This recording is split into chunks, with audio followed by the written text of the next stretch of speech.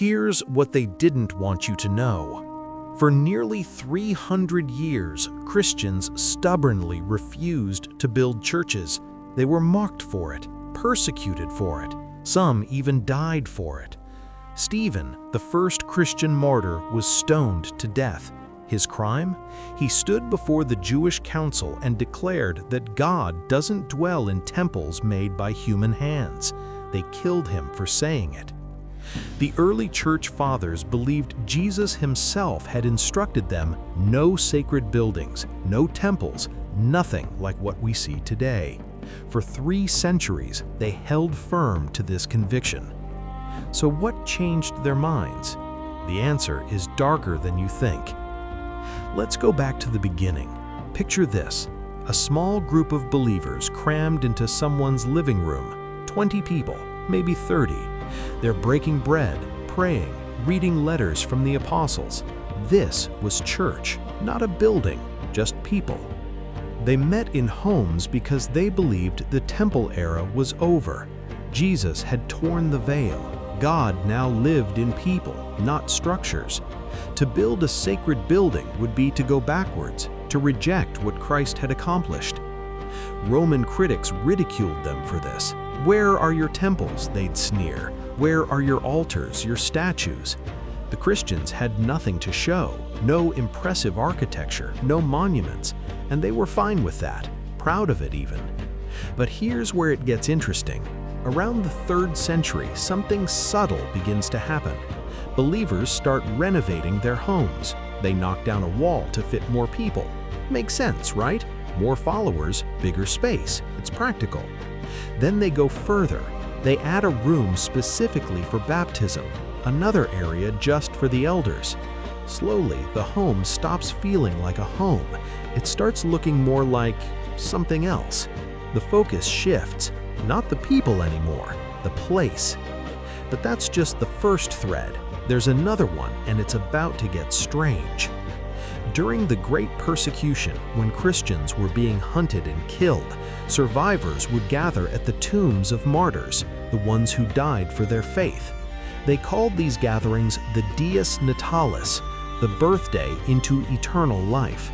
It was beautiful, a reminder that faith was worth dying for. But then people started believing something new. They began to believe the ground itself was holy, that the bones of the martyrs held power, a special connection to God. It wasn't just about remembering anymore. It was about the physical remains, the location.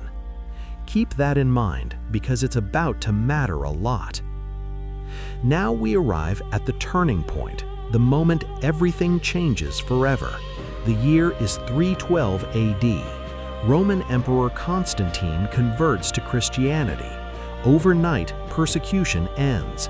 The doors of imperial power swing wide open. And here's where the story gets uncomfortable. Bishops, the leaders of major city churches, had been rising in influence for decades. They were ambitious, competitive. Each one wanted to prove they were more important than the bishops in rival cities.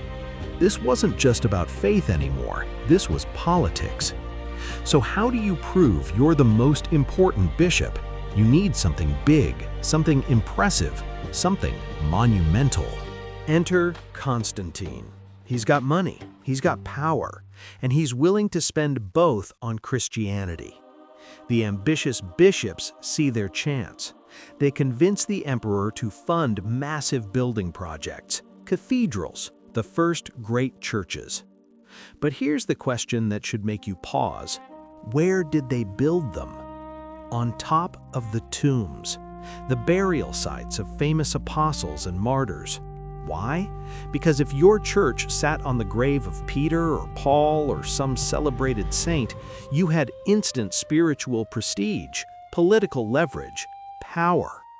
And if your city didn't have a famous tomb, no problem. You bring one. You get the remains, a skull, a rib, some ashes of someone considered holy. You bury them under your new building, under the altar. That made the structure sacred, a holy place.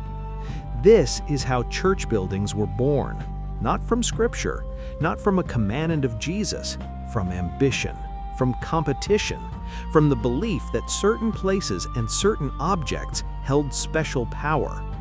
And here's what most people never realize: the ripple effects. If you have a building, you need to maintain it. If you have an altar, you need someone to perform at it. So now you need a priest, a professional, someone set apart. And the rest of the people? They become the audience. They watch, they sit, they observe the priest perform the sacred rituals on the sacred altar in the sacred building over the sacred bones. Everything the early Christians avoided, temples, priests, sacred spaces, came roaring back, just with Christian labels. Stephen died declaring God doesn't live in buildings. 300 years later, Christianity became all about the buildings. Now, I'm not saying cathedrals are evil. I'm not saying church buildings are sinful. But I am saying this: the origins are messy, complicated, driven by forces that had nothing to do with following Jesus and everything to do with human ambition, politics, and the hunger for power.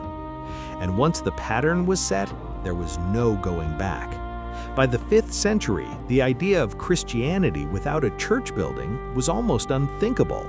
The very thing the early believers resisted for 300 years became the defining feature of the faith. So here's the question I want to leave you with.